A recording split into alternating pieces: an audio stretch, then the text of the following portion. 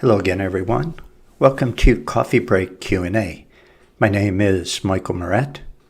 Coffee Break Q&A is your opportunity to ask a Bible question. If you ask a Bible question, I'll do my best to give you a Bible answer. I'll give you the email address at the end of the broadcast where you can send your questions.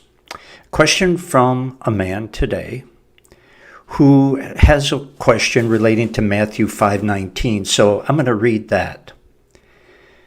Jesus says, "Whosoever therefore shall break one of the least of these commandments and shall teach men so, he shall be called the least in the kingdom of heaven. But whosoever shall do and teach them, the same shall be called great in the kingdom of heaven."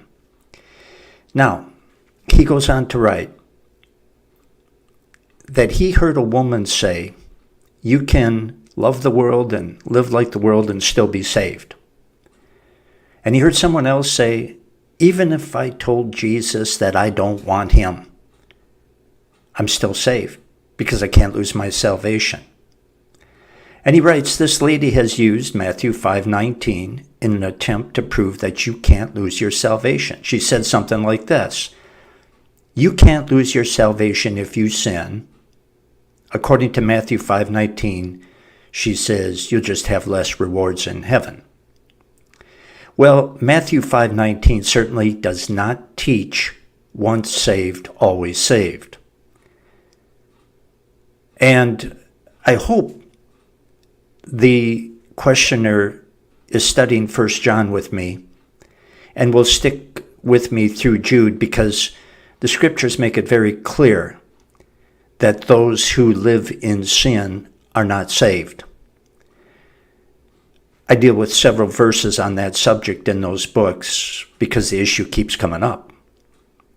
But as for Matthew 5:19, the Bible does teach that among the saved, there are different levels of devotion to Christ, which is why there are eternal rewards based on a true Christian's devotion to Christ. Now, a true Christian is going to love Jesus, and yes, will sometimes sin, but they're going to hate their sin and confess it because they don't want to hurt the one that they love, who is Jesus. Some teachers and some Christians in general are more devoted to teaching and living the truth than others. And since God is just, they will be rewarded appropriately. And that's all that Jesus is saying in that verse. And of course, Jesus also says several times, "He who endures to the end shall be saved." So I am very familiar with those who teach that you can even renounce Christ. There are some who teach, oh yes, you pray that sinner's prayer, you're saved, and you can even renounce Christ, and you can even become an atheist. You can become an unbelieving believer, renounce Christ, say you don't believe in God, and you're still saved. You know what? That is a theology gone over the cliff into spiritual insanity.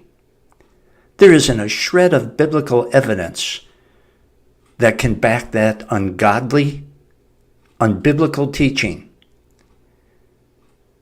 You know what those people do? They start with their theology. They start out with what they want to believe is true.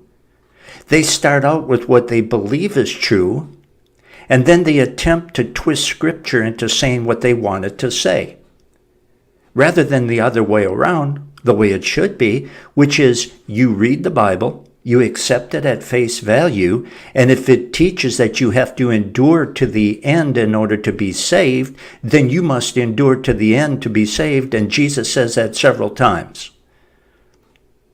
And it's talking about enduring in your faith in his finished work on the cross.